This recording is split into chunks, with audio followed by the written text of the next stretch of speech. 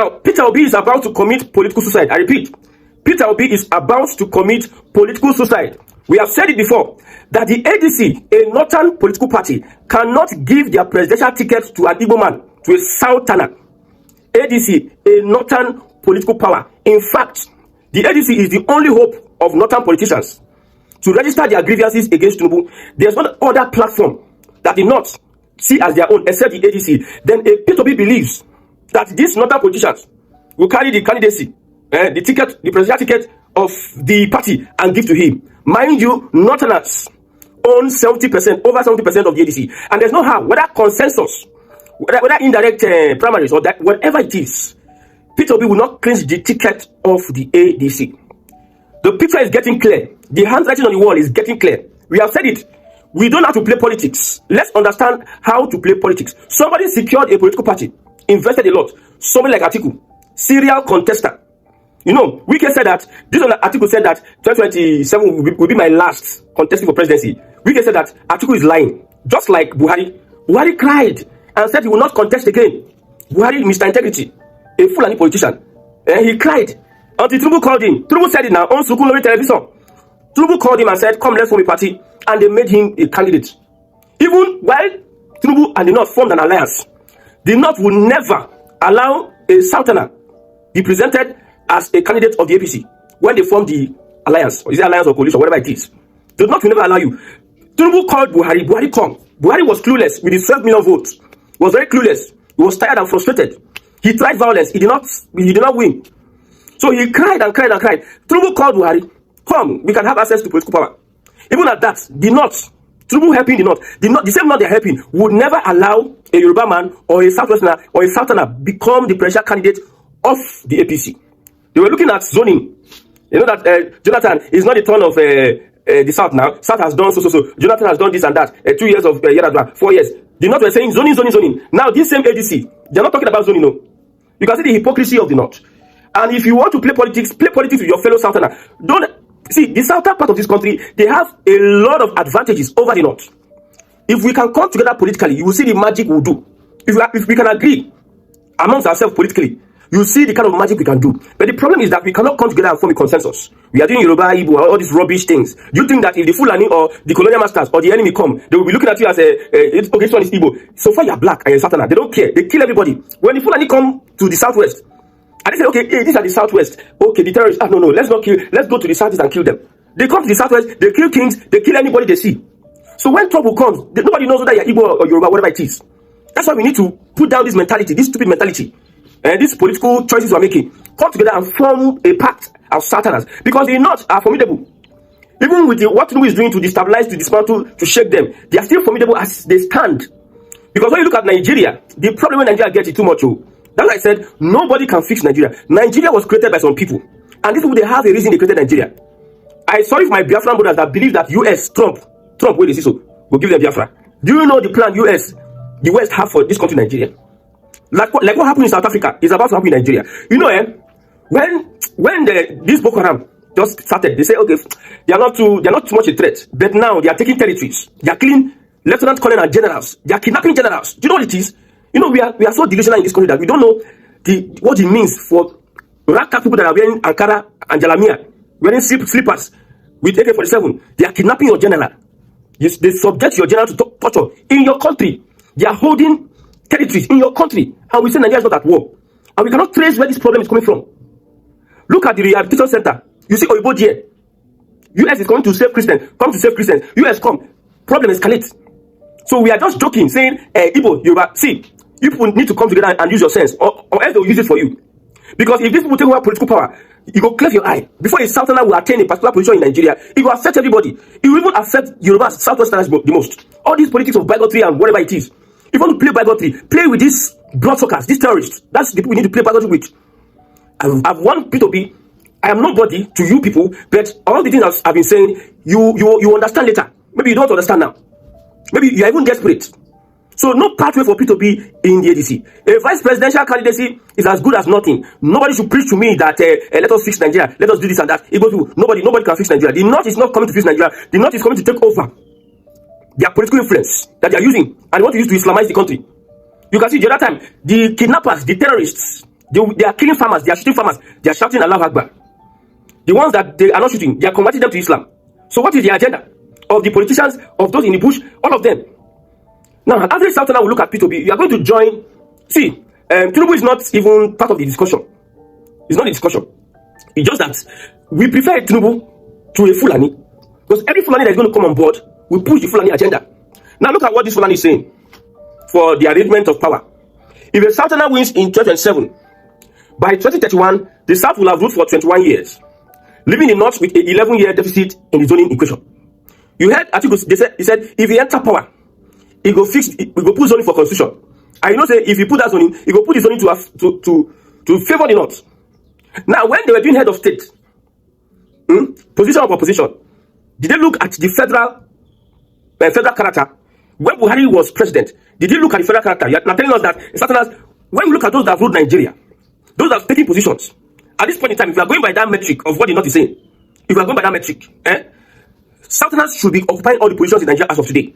When we look at the way these people reason. So the obedient movement, don't even go to the ADC again. Don't go to the APC again.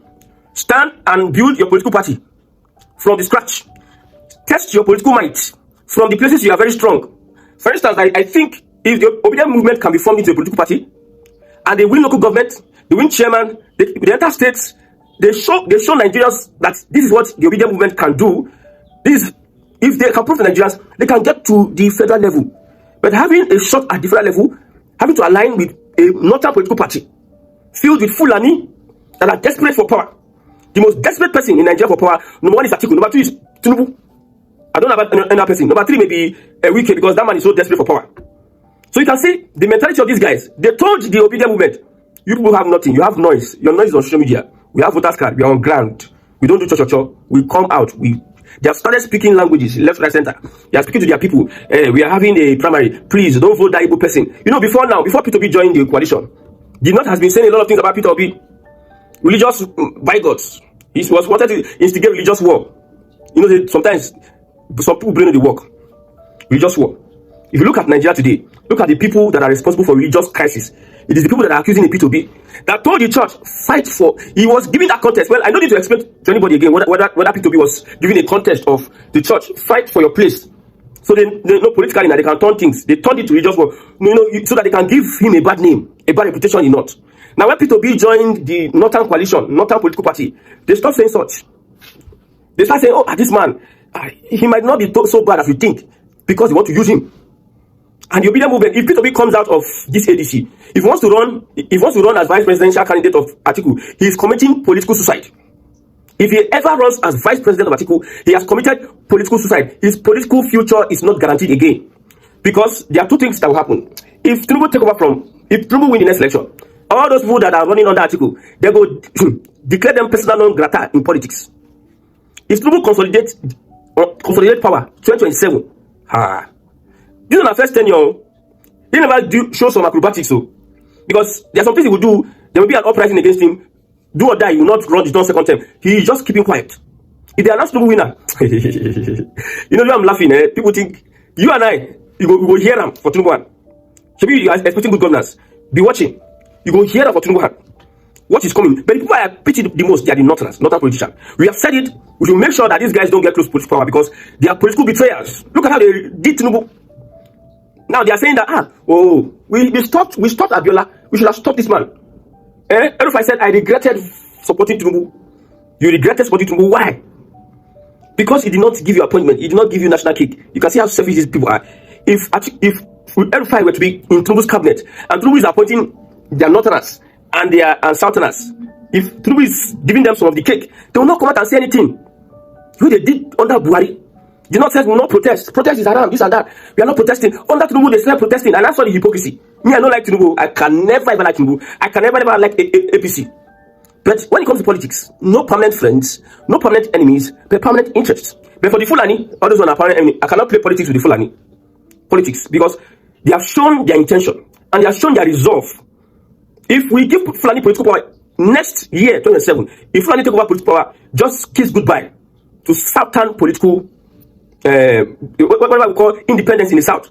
You know, those years, our politicians will be afraid. Hey, I don't want to have issues with my northern counterpart. If I try do this one with them, I will offend them. You are a senator. You are elected like every other person elected. You have equal rights. But you are afraid of somebody you are equal with in the house.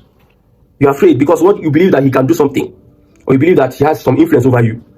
Yes. Even now, if you look at the house today, Northerners cannot be threatened again. They don't threaten anybody. When Abdul Ningi tried what he was doing, he thought he was going to, it was like the Northern privilege they had. Akpabio, as unserious as he is, decided to deal with him. Now even in Northern Brothers, the advice and say, don't worry. Time is coming. We'll take over power, my brother. I want to assure Peter Obi, see, it is better you're in APC than you're in the ADC. Hello? It is better you're in the APC and the ADC. Ever since Peter Obi joined the ADC, they were doing normal. Peter Obi can become president. We can use Peter Obi, and when it got to the point whereby they are getting close to primaries, you know that there's no way Peter Obi can do this or that. It got to a point where they hold Peter Obi for neck. They hold the ransom. They can't change mouth. Can't say Atiku is Atiku. Atiku has what it takes. Only Atiku can do this. Only Atiku. They change mouth. They change the story. We cannot invest so much in the ADC and you don't expect an Igbo man. They say, remembering, see politics, between and politics, so we have seen it from far. So Peter Obi and Obedient movement, I'm an obedient. I don't join the movement. I'm not in any capacity. I'm not in any post or whatever it is. I wish to join the Obedient movement or in whatever you are doing, social media and whatever. I wish to join. I wish to do so. But I'm not in any. But I'm advising that the best thing you can do is to make sure you Obedient movement pull out. See, there's no shame. Don't listen to these APC people. They are taunting you. All those one are banter, saying a banter. Would you live your life because of banter? Would you take decisions because of banter? Some people, when they attack them on social media, it gets to them. Don't you learn from your politicians? They abuse Buhari, they abuse Buhari. This one abusing me too much. The only reason why Buhari had to shut down Twitter was because they shut down his own tweet. They shut down his account. That is why. Not that he was angry at what people were saying to him. Jonathan abused Jonathan. APC, that they are blaming the Obedient movement of they are the mob or they are whatever. There's no movement or there's no support system. Whether it is articulated, whether it is the people of Showore, that is as hostile as the APC. Imagine a president, they did a cartoon for president, Okonjo Iweala. A lot of things they did against President Jonathan. They used the media, unleash on Jonathan. Jonathan that is even has conscience. They now want to support someone. They unleash on Jonathan when you support someone that does not have conscience. The person that does not have conscience now handed over to another person that does not have conscience that is dealing with them. They hang the effigy of Jonathan on a tree. They carry his coffin, the APC. That is bantering you now. That is bantering you. I see a lot of shifts now. They are pushing for Showore 2027 Showore. I have a question I want to ask. Those that are saying, if somebody said if you don't vote for Showore, Ogun will kill you. Somebody posted it on social media. I know that is they are playing on the psychology of whoever they are playing on. The people like us, we know where they are coming from, where they are going. I wish I am in the obedient media team. A lot of things I will write against these guys because of their hypocrisy. They said Showore, and you know there's a president in power. There's a Bola Ahmed Tinubu in power.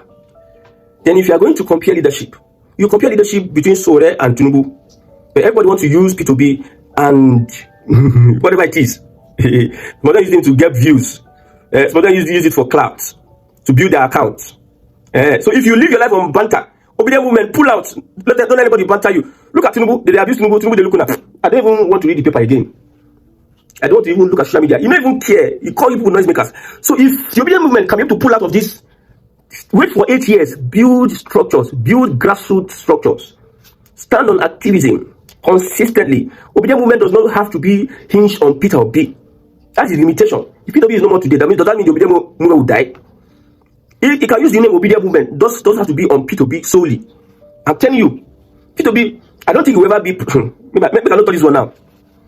From what I'm seeing, if the ADC, you know, the North will tell you that Atiku is the pathway to Igbo presidency. Look at in Nigeria, we Igbos, we cannot be president without. They'll say without the Fulani. It's the Fulani that can really help us be president. You can see how they have pushed us to go inside. How the disgrace of up and down. No, you cannot be president until this and that. Blah blah blah. If Tinubu take over from power, Obi presidency is not sure. It's not sure for the next 15 years. I'm telling you. After 2031, another cycle again. Another cycle again. The alignment. I hope Peter Obi is not desperate for power. I hope so. He doesn't have to be president for things to change. Yeah. He can also groom people. You see, the problem we have in Nigeria, the institutional problem, systematic problem, the system don't work. If you have a good system working, we don't mind an Okwewolu becoming Nigeria's president. So far, he has security advisors that are advising him. So far, the institutions are working perfectly. There's a template. The only thing he can do is that we have people who will even be guiding him. Will just be a figurehead. But we have systems that are not working. No matter how good you are, you cannot do much. You cannot pull much. The system will expose you. And that's what I said. Now, what Tinubu is doing now, make Peter Obi dead there. You will see how they go open Peter Obi. Peter Obi is Okute. Peter Obi is not a small person. But how does he play that politics to be able to cripple the Fulani? Tinubu he compromised, he went low, he got involved in a lot of corruption, a lot of deceive, maneuver, unstable character to be able to deal with the Fulani. Can Obi maintain that tempo? Does Obi has the political network of Bola Tinubu? It's unfortunate that we are saying all these things at this point in time. We are telling you the possibility of you getting close to political power, possibility of you winning elections. We have said it. This coalition, this platform of the North, which is ADC, we have seen it and seen that this one cannot produce Peter Obi. Maybe some people still have hope, Sha. There are some people that they are in the party, they still have hope. They tell us that, yes, I'm not in the inner caucus. And they tell us that it is Peter Obi Tambuwal. Let me tell you the truth. You see Tambuwal, you see Kwankwaso himself would not want to accept deputizing Peter Obi. Hello? Would not accept deputizing Peter Obi. You see, Amechi can play politics than Peter Obi. Amechi can play Nigerian politics than Peter Obi. At the APC primaries, Amechi will have won. Amechi will have won. Peter Obi, Nigerian politics, I don't know. It's so complicated. What can we say? The only thing I can say is that the North is not giving the ticket to the South. The argument is that if the Southerners win 2027, then the South will have ruled for 21 years, while the North will have ruled for 10 years. 8 years of Buhari, 2 years of Yaradua. So they no agree. It must be a Southerner. That is what they are saying. If it's not a Southerner, it must be a Northerner. If it's not a Northerner, there's no way. So they tell you that now we get the structure for ADC and we'll decide who we want. You people are just nosemakers. It is now. They were looking for the clout of P2B. You can see. Someone who understands the politics of Bola Tinubu, you will say you are one of them. You work closely with him at the AD. That was a younger Bola Tinubu who was in that moment. A lot of people thought that he fought the central government. He stood his ground. He made his politics known to the rest of the world. But if you hear what the president said today, and he said that the opposition thought they were going to scare him. What do you make of that kind of statement? Well, let me put it this way. There's something in law we call the fruition of time, passage of time. Seasons come and seasons go. We formed the bond, in constructing alliance for democracy, which was a different kind of political platform because of the civic imagination and radical ideological spirit that was infused in it. The struggle against Abacha, Abiola's death, Abacha's own death, and that combustible period when the nation was on edge. We formed the Alliance for Democracy, ultimately became governor of Lagos State. As we said, a very younger process. That's 27 odd years or so ago. The fruition of time has these consequences. In the sense that AD was an ideological platform with clear vision and philosophical depth. APC is just a special purpose vehicle. It's a contraption. It has no focus. It has no ideological bearing. It has no philosophical reach. It's just a vehicle that was put together to flush PDP out of power 2015, and they succeeded admirably well. But since they succeeded in doing that, they've refused to govern. The 8 years of Buhari presidency that our president has currently invoked has been considered by many, not just scholars, others, as a disaster in terms of corruption, in terms of nepotism, in terms of insecurity, in terms of even the insufferable sense of aloofness that defined that period. And for Nigerians to hanker after Buhari presidency is a solemn testament of the failure of the Bola presidency. But the question he will ask himself as the president is, Nigerians are going to an election early next year. They're not going to listen to a rhetoric or grandstanding or sense of mission or accomplishment. They'll ask themselves the bitter question. How were we May 29, 2023? And how are we today? The answer will be resounding. We are worse off today than we under the Buhari presidency. It's a reality. Presently. The president has simply absolved the Buhari government of any. He has to. He said, I am Buhari. And those who say, is this more of a realistic conversation? Statement or political statement? At this crucial stage, he has to do it. He has an audience in Northern Nigeria. Says, I did not abandon. So the statement is for the Northern. Of course, I did. I've got the force. The CPC, in the configuration of forces in Northern Nigeria. I did not abandon my Lord and Master. He was my boss. He was our leader for 8 years. But we know how that government functioned for 8 years. When we talk about the poverty capital of the world, what the Tinubu president has added 10 more million people to Buhari's own poverty. This security was much more rooted in the Northeast. He has expanded it to Northwest, North Central, everywhere. If you look at even the opaqueness of the budget, You find that 2024 budget has not even been executed. 25 budget has been extended to 26. 26 is just taken off stream, almost mid-year. So 3 years in a cycle, close to 200 trillion. Cannot be accounted for. So when the World Bank says we can't find 34 trillion of this money, and you can see the explanation for the Minister of Finance, it is vacuous and empty. It does not make sense. You will run election 2027 on your own record. It will not be promised on Nigerian. And what does that record do? The record is very shabby, to say the least. That record cannot win an election. It cannot win an election because Really? why? Because why? Because there are those who will say in this government, and they come to the defense to say everything we're doing on security, there is a systemic failure. The system was broken. We're trying to fix it. No ammunitions, no system. Things are bad. There was corruption, and they're trying to fix it. And it might take time. Okay. And there are political angle and perspective to this insurgency and such. Bola Tinubu is working to defeat the insurgent. Should we give the government the benefit of the doubt? Okay, fine. The first benefit of the doubt. I said it on here, this studio, and several other ones. These two presidencies are conjoined. The failures of the Buhari presidency and the failures of the Bola Tinubu presidency. So no excuse.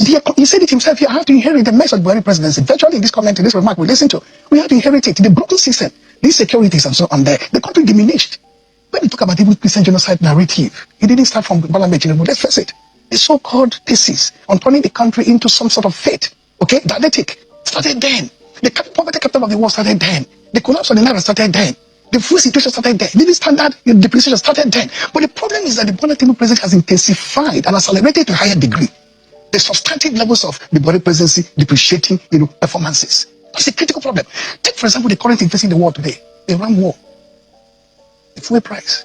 From 800 and something naira, the 1,000 and something. What has the government done in the past 2 months, eventually, to Nigerian people to say, we hear your cry, we see your pain. We're actually taxing the importers extra money because we're making more millions of dollars by selling it at a very stupendous high level.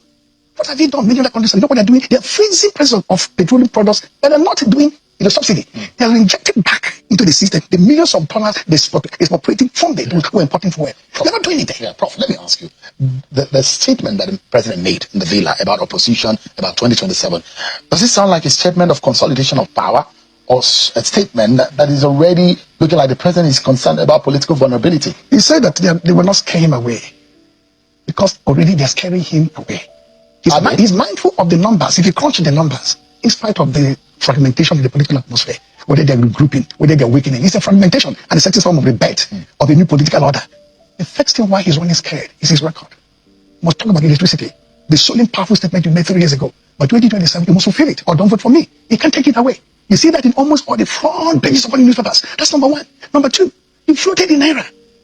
What have you done with the money? You realize the trillions or the hundreds of millions of dollars there to the living standard of Nigeria. Shouldn't you be asking the federative unit, the state? Because if you emasculate resources, in real terms, it is not 55% or so that the federal center receives. It's close to 70% because of unreported revenues from so many humongous institutions. The central bank, the customs, the immigration, the MPA, the NIMASA, they are not reporting the money. NMPC, they put them together, it's almost 70% of public resources in their hands. So you must account for this money to the people. Look at it, Prof. The president seems to have framed the opposition as weak, incoherent, divided, and unable to be able to stand strong to win an election. Is that assessment of the president accurate? Wrong. Because I said number one, why is he running scared? I said performance. You will not come to Grand State of Nigeria 2027. You must put a record on economy, on corruption, on better performance, on living standard. The price of consumables, of food, transportation, education, energy, everything. Zero. Two, if you're not running scared, we will not have the kind of INEC we have. In several studios, I say that Professor Mupitan was procured and produced to do precisely what he's doing now. What is he doing now? Number one, before Mahmoud left, who was not even a very popular man, he had rebalanced the multi-party conversation by bringing PDP to INEC. If you remember, to sort out the differences, they've given notice to INEC and so they're prepared for Congress and convention.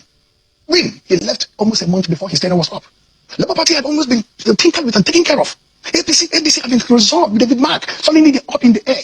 And as I said, not because I put anybody down. I don't know the professor very well. When you have in the north central of Kogi State, an Amupitan, a Josh Amupitan, getting the name is bearing.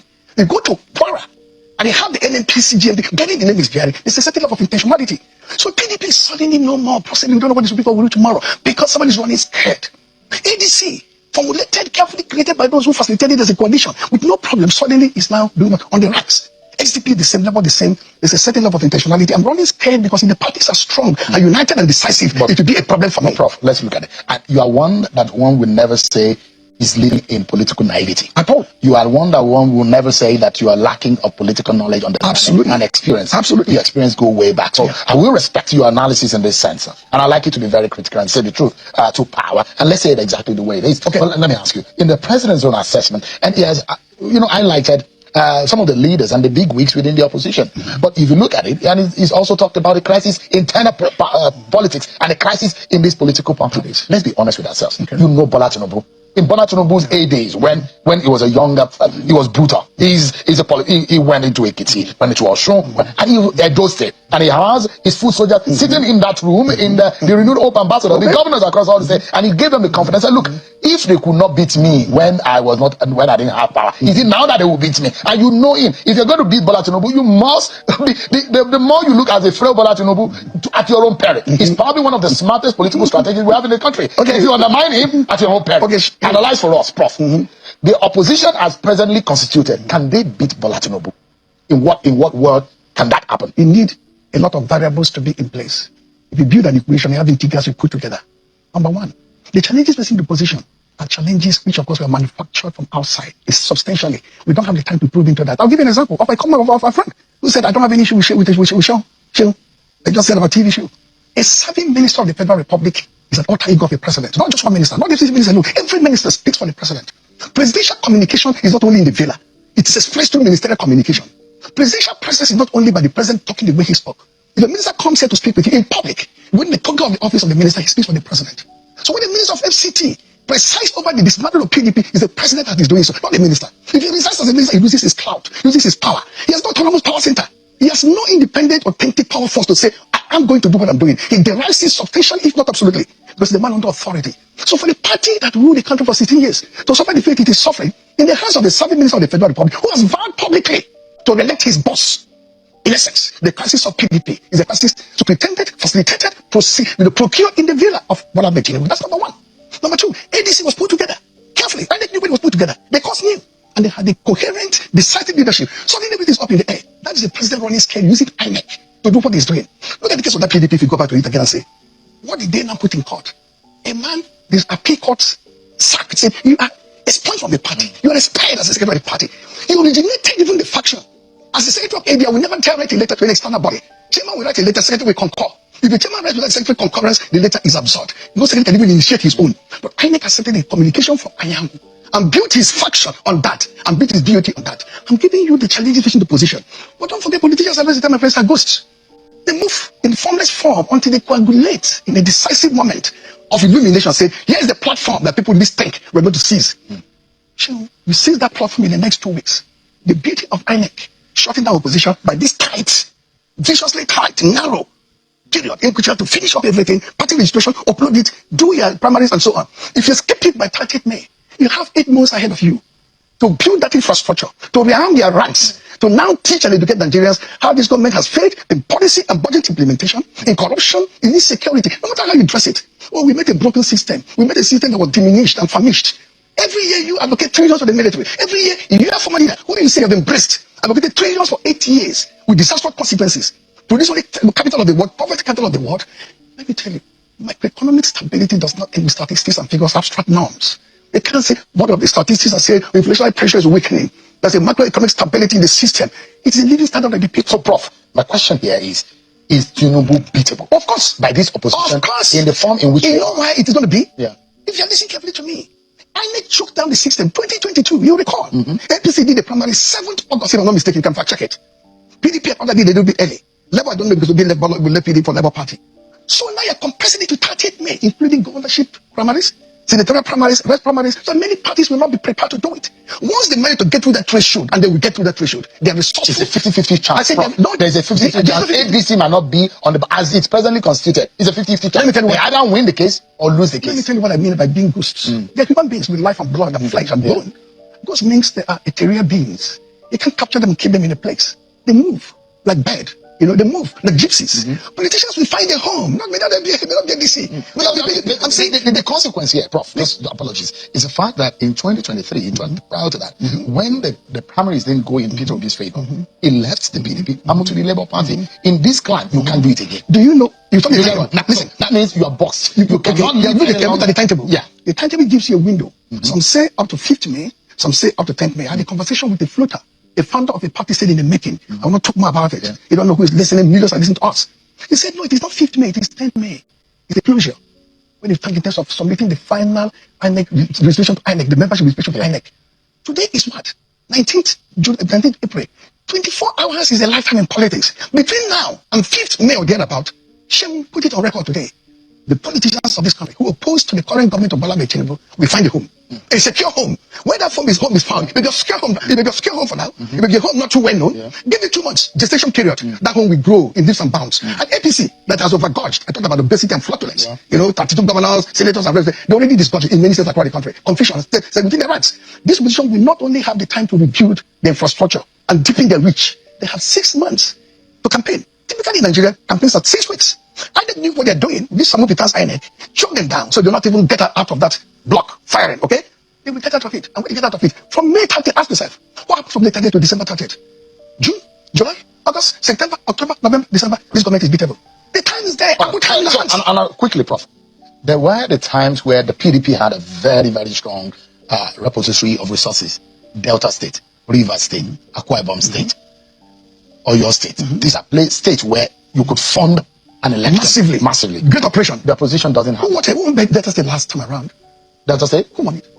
In the presidential election? Peter Obi? Infrastructure? They defeated a sitting governor, a vice president candidate of a ruling party. No, not the ruling party, of the PDP, the ruling party. He beat him. He beat him in Edo. He beat the current president in Lagos State. He won, but that's not what he won. Him so without all the resources, he don't need that. Let me tell you, this government has invested heavily on top-heavy gladiators. I said it here. They have his fraudulence. So if you take it that you have overthrown all the governors and the ministers and the senators, why are you running scared? Why are you using INEC? Why are you using the courts? Running scared. The government is running scared. You know why they're running scared? As I said, 2027 is not going to be rhetoricization of your intent. That the president, is going to do this and that. You have to confront the nation with what they accomplished in the past 4 years. It's on your record. And you think the APC does not have anything to show? We have nothing to show. Say poverty, hunger, really? insecurity in the country. Did you watch Dr. Zach Adedeji? Do you at the opening, the guy intelligently broke down the economic achievements and the policy direction of the Bola Tinubu. You have your neighbors? And I wish, just a moment, sir. I mean, even if you disagree with the Bola Tinubu government, I wish this government can actually have the likes of Zach Adedeji to eloquently and even if you don't agree with the figures, if you can eloquently analyze the economic policies of this government in the way the guy did, there will be more understanding. Did you hear it? I hear very clearly, Sheung. I said here, abstract numbers on macroeconomic stability, lower deflationary pressure, digitizing this will not work with the people. It's hunger. We work for them. Are they seeing more money today? Are they buying things at cheaper prices? Drugs, that's medicine for life saving. Their kids going to school. Are they being kicked out of their homes because they can't pay rent? Since the Iran war started, they now moved fuel from 800 to 1,300. Are they seeing better money? I'm going to manage it. Diesel was 1,020 to now 2,000 a liter. Are they seeing money to buy diesel? Are their homes not in darkness? DDG's figures and numbers are irrelevant and meaningless to the welfare of the people. What matters is the living condition. That is why government sometimes is distant from the people, isolated and alienated. They give you grand numbers. It runs very well. You will be there, one back with a clapping for you. The reality is that people are bitter, hungry. All right, Prof, this is where we anchor tonight. And let me know your views. If you were to if you're on the analysis table and in the situation room, in the war room, and you want to beat Bola Tinubu, whom you know very well, yes, what pairing would you pick in the opposition as presently constituted? What pairing? What pairing? The ticket. Who are the faces you will put on the ticket if you want to beat Bola Tinubu, frankly speaking? First and foremost, I have been on record that because of the necessity of zoning as a way to restrain the appetite of the elite, because if you don't restrain the appetite of the elite, you may have a business situation where the thieves will perpetually produce the governor and the Bahamas and so on will produce the deputy. The time we compare the two, we say, we have had this in too long. Let us give it to the other person. In 2023, the man in detention, that's level 5, headed to this president over the finishing line. He took war with his political mentor and his father, the president. He even went to court against him. He even did a counter broadcast in Kaduna. When the president made a broadcast on the Naira redesign and so on, he put a counter broadcast. He said there are no leaders in the north even. All they don't respect leaders. Say, we the governors have decided the power must go to the south. And they put on the president. They headed him over the finishing line. 2027, people believe that the power should remain in the south to contribute to 2031. What period? The period in the south you have to do what you have on the ground, visible, manifest, is B2B. Essentially, in the south, for example, the choice of who they have in the north is for them to make up their mind. You have, for example, one person is around the corner, is already part of the position. So Peter Obi, I'm not finished. Let them not finish. Of late, the governor of Baptist State, General PDP Governor's Forum has been all over the place there, to be turned out to be giving the consequences of the problems in the party. His suffering, his pain, his courage for 3 years standing firm to say, what do we do? Suddenly I had the news. Bauchi PDP has said no to any conversation with the APC. It is done. The deal is dead on arrival. That means he become part again or parcel of the leadership in the position. Who says it can be him? Your forces there. I'm not saying it isn't. I'm saying in a political analysis. Any pairing. I won't go as far as Boban Galadima. As an older person who use certain certain words, I will not use that. Any pairing today of a Peter Obi in the south and anybody else in the north with good parliament in 2027.